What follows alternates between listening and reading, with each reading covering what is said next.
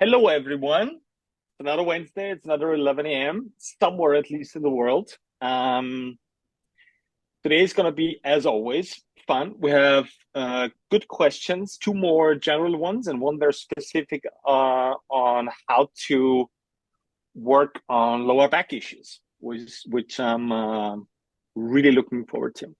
Let's get it on. Hi, everyone. So we spoke previously about big muscles having big jobs, and we mostly spoke about quality versus quantity. We touched that aspect in previous weeks. Um, Today, I would love us to dive deeper into the attachments of the big muscles and what exactly those attachments can tell us about the role of the muscles. Mhm.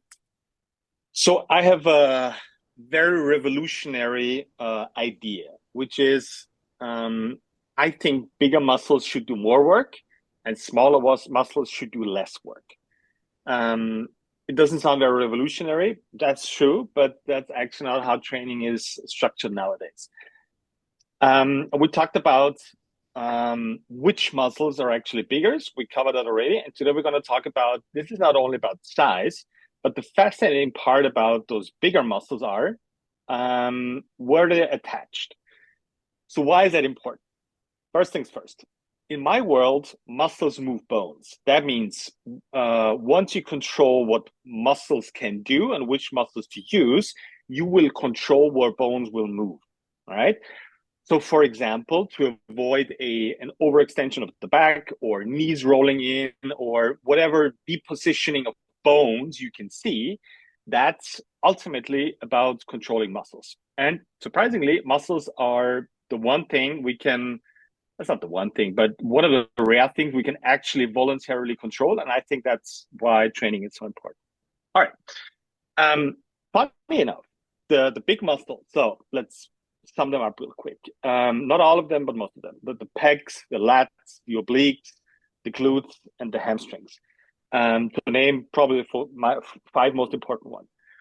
Those are not only the biggest muscles in your body, they also attach on the big bones, which is not a bad indicator for controlling stuff. So how does it work? Very scientifically speaking. Muscles attach on bones through tendons. Bones are connected with ligaments. That's basically how it works. So a muscle is always attached with a tendon to a bone. And that's why those muscle attachments are so important because it matters where actually the muscles attach. Let's take an example from the lats, where they attach. So whether it's on the inside of the bone or the outside of the bone, on the scapula or not on the scapula of the big arm bone, etc. So we're not going to go into every detail now because it's going to be covered in the book. But all the big muscles that we're focusing on in training also attach on the big bones that we want to control. Let's take the lats. So the lats attach on your big arm bone, so on the back side of your arm. They also attach on the scapula. They also attach on the rib cage. They also attach on the pelvis. So it's not only big, it also has the potential to control those muscles through those attachments, right?